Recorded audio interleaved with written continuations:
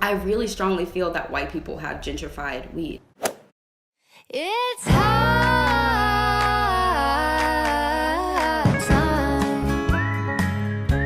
to slow my roll, let the grass just grow and lean way back.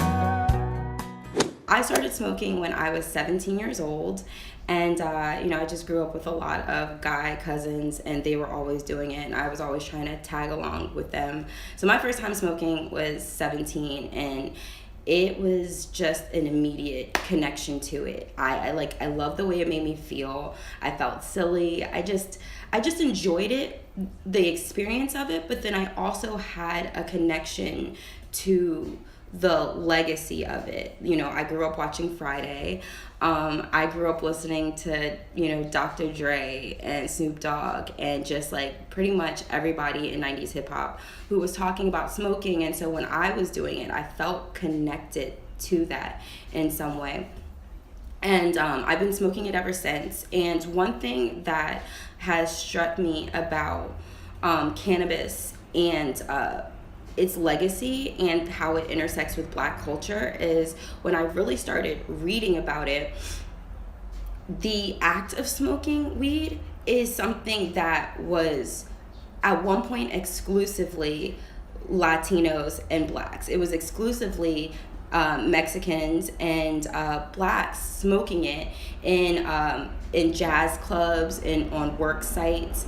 The act of smoking was something that only we did. Now, white people consumed cannabis, but they would consume it in tinctures. Back prior to 1937, cannabis was completely legal in this country. You could people were actually selling cannabis candies in Sears catalogs and Sears Roebuck's catalogs in the early 1900s. So it was something that people could get their hands on, but they were using it medicinally, and it was completely authorized by medical associations in America.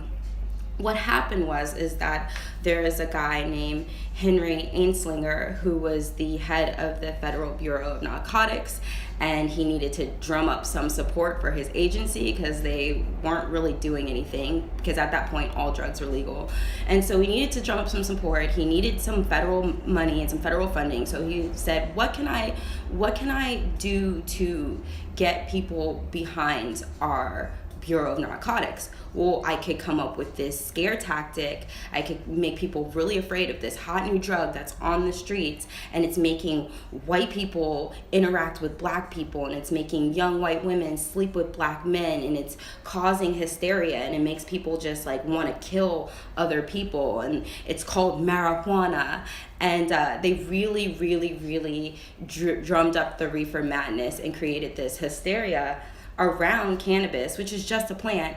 And that hysteria has still lingered. Like, we call them reefer madness tactics when people talk about, perfect example of a reefer madness tactic is, I forget the name of the man who got pulled over, was in his car, had a gun on him, told the cop that he had a gun on him, and the cop shot him in the car with his daughter in the back seat. After that happened, after Trayvon Martin happened, what's the first thing that they say? Well, he was no angel, and the car smelled like marijuana, as if that is permission to take this man's life. So they're still using racist tactics from the 1937, carrying it over till now. But then you look at the people who are benefiting, like who is benefiting from cannabis?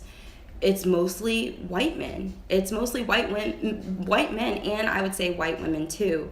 When you look at the face of legal cannabis, there are terms that are stiletto stoners and marijuana moms. Well, like, all of these people are white, and they don't look like us. And so I know that can be defeating.